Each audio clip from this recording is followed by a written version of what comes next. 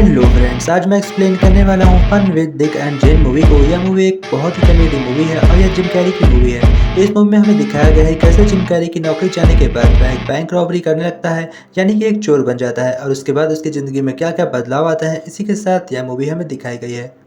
Movie के start में हम देखते हैं कि डिक का प्रमोशन हुआ है, जिससे वह बहुत ज़्यादा खुश होता है और उसे बहुत ज़्यादा पैसे मिलने वाले होते हैं, ऐसा उसे लग रहा होता है। तभी बॉस का फ़ोन आता है और बॉस उसे ऊपर बुलाते हैं। वह मंजिल में जा रहा होता है, तभी वह अपने दोस्त से मिलता है और उससे बातें करता है और उससे कहता है अभी मेरा प्रमोशन हुआ है, जिससे कि वह बहुत ज़्यादा खुश है। फिर वह ऊपर जाके फ्रैंक से मिलता है। फ्रैंक उससे कहता है अब तुम बहुत ही अमीर बनने वाले हो। उसके बाद जैसे ही उसका प्रमोशन होता है, उसे दूसरे दिन इंटरव्यू के लिए भेज दिया जाता है। और जब धीमे धीमे डिक को कंपनी की सच्चाई पता चलती है, तो डिक की हालत बहुत ज़्यादा खराब हो जाती है और वह समझ जाता है कि उसे फंसाया गया है। दूसरे दिन वह मिलने अपने बॉस से जाता है और अपने बॉस से कहता है कि मुझे यह सब करना पड़ रहा है। उसके बॉस कहता है कोई बात नहीं डिक, धीमे धीमे तुम अमीर हो जाओगे, तब तुम्हें ये सब नॉर्मल बातें लगेगी। और फिर हम देखते हैं जब डिक का इंटरव्यू हो रहा होता है, तो उससे सवाल पूछे जाते हैं कि तुम्हारी कंपनी इतनी लॉस में क्यों चल रही है, तुम्हारी कंपनी के सारे शेयर क्यों बिक चुके हैं, और तुम्हारी कंपनी कब तक मैदान में टिकी रहेगी। इसके बाद जिम कैरी चुप हो जाता है, यानी कि डिक, और फौरन भागकर अपनी कंपनी की ओर आता है, जहां पर वह देखता है कि वहां पर हड़कंप मच गया है। सभी लोग कंपनी की बची हुई चीजें लेकर यहाँ से भाग रहे हैं और इस कंपनी को हमेशा छोड़ने वाले हैं। डिक यह सब देख के फौरन बॉस से मिलने जाता है और वहां पर देखता है कि उसका बॉस भी हेलीकॉप्टर में बैठकर उड़ चुका है, यानी कि उसने भी उसको धोखा दिया। फिर जिम कैरी अपने घर चुपचाप लौट कर आ जाता है और किसी को इस बात में नहीं बताता, यहाँ तक अपनी बीवी जैन को भी नहीं। लेकिन जब लंच टाइम होता है, तब उसका लड़का उसे बताता है कि डैड अपनी कंपनी से बाहर निकला है, यानी कि उन्होंने काम छोड़ दिया है। और यह सुनकर उसकी बीवी पूछती है कि तुमने ऐसा क्यों किया। तब डिक कहता है कि मेरी कंपनी एक धोखेबाज कंपनी है और उसने मुझे धोखा दिया है। और उस कंपनी में पूरे 6000 लोग काम करते थे, यानी कि 6000 लोगों को एक साथ नौकरी चाहिए होती है, इसलिए किसी को भी नौकरी नहीं मिल रही होती है। दूसरे दिन डिक और उसका दोस्त इंटरव्यू के लिए जाते हैं, जहां वो देखते हैं कि 1000 लोग की लंबी लाइन लगी हुई है, इसलिए वहां से वो लोग लौट आते हैं और उसके बाद नई नौकरी ढूंढने के लिए रेडी हो रहे होते हैं। लेकिन इतनी ही देर में देखते हैं कि हम डिक के घर के बाहर कुछ आदमी आते हैं और वहां पर वो उनका गार्डन उखाड़ कर लेकर जा रहे होते हैं। दरअसल डिक के पास अब कोई भी काम नहीं था, इसलिए उसके पास पैसों की कमी थी और वह लोन नहीं चुका पा रहा था, जिसके चलते उसके घर का एक एक सामान बिकने लगता है और डिक इससे बहुत ज़्यादा परेशान होता है। साथ ही जैन भी उसे बहुत परेशान कर रही होती है। जैन कहती है कि तुम्हें नौकरी कब मिलेगी, जब हम एकदम बर्बाद हो जाएंगे तब, या हम सड़कों पर भीख मांगने लगेंगे उसके बाद। तभी हम देखते हैं कि जैन भी नौकरी की तलाश में एक जिम में जाती है, जहाँ पर वहाँ का मालिक उससे कहता है क्या तुम डांस करा सकती हो, और फिर जैन को डांस कराने का काम मिल जाता है। इससे जैन ज़्यादा खुश तो नहीं होती है, क्योंकि उसमें बहुत ज़्यादा मेहनत लगने वाली थी और उसे पैसे बहुत कम मिलने वाले थे।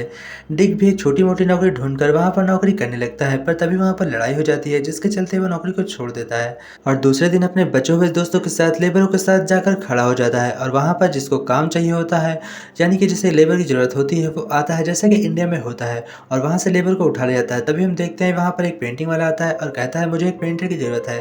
तभी डिक फौरन आगे आता है, लेकिन उसके बाद वहां पर उसका दोस्त आता है और वह जिम को खुद कूट कर अपना खुद चला जाता है। इससे कि जिम को बहुत बुरा लगता है और उसका मुंह भी काफी टूट जाता है।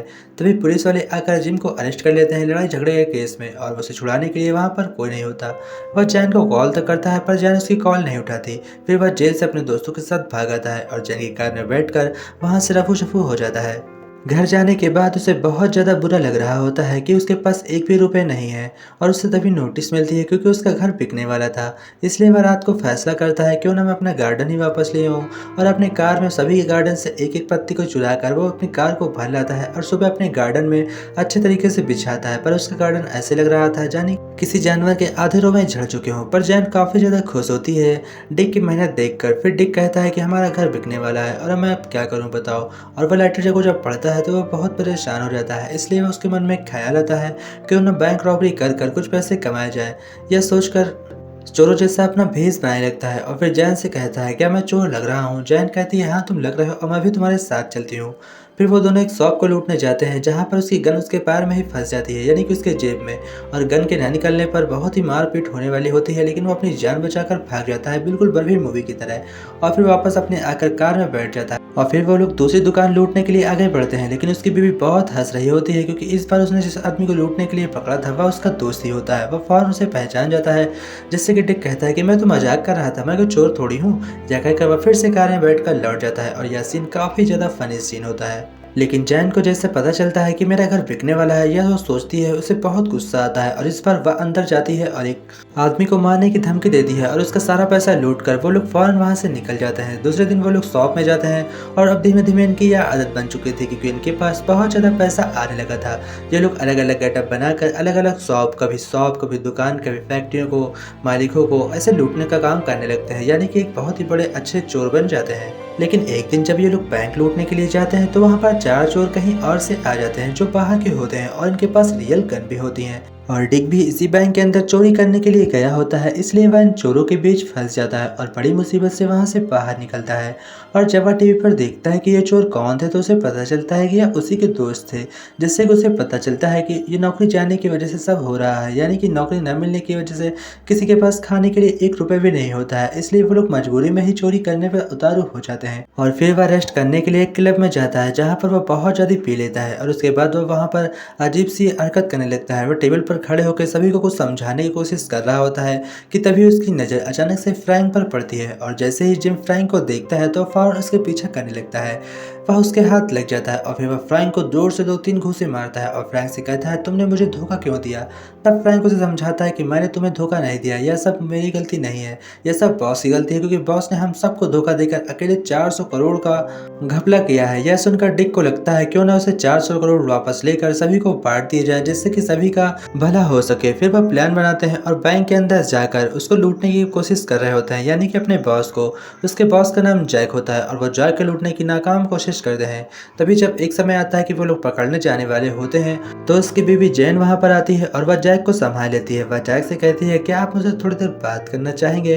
और फिर जैक उसके चंगुल में फंस जाता है। तभी उसका फायदा उठाकर जिम वहां से उसके पन्ने बदल देता है, यानी कि बैंक के फॉर्म पर। उसके बॉस को पता चल जाता है कि यह सब एक ड्रामा है जो डिक कर रहा है और उसके बाद वह डिक को कहता है कि तुम यहाँ से निकल जाओ वरना मैं तुम्हें पुलिस को पकड़ा दूंगा। फिर डिक मजबूरन उससे एक जबरदस्ती चेक लेता है और कहता है, अगर नहीं तुम दिया तो मैं तुम्हें मार दूंगा। तभी वह उसे एक खाली चेक देता है जिसमें कुछ भी नहीं लिखा होता है, खाली उसकी साइन होती है। तभी उस साइन का फायदा उठाकर डिक अपनी बीवी से सेम टू सेम साइन करवाता है और उसके 400 करोड़ अपने अकाउंट में ट्रांसफर कर उन सभी मजदूरों के नाम ट्रांसफर कर देता है। और फिर दूसरे दिन वह उसके पास जाता है मीडिया को लेकर और मीडिया वालों से कहता है इनके बॉस का बहुत बड़ा दिल है। और फिर उसके बॉस एक अच्छे आदमी के रूप में काफ़ी मशहूर हो जाते हैं और सभी मजदूर काफ़ी ज़्यादा खुश होते हैं। इसी के साथ यह मूवी एंड होती है और लास्ट की एंडिंग काफ़ी कमाल की है। आशा करते हैं आप लोगों को वीडियो पसंद आई होगी। अगर वीडियो थोड़ी सी भी अच्छी लगी हो तो वीडियो को लाइक करिएगा।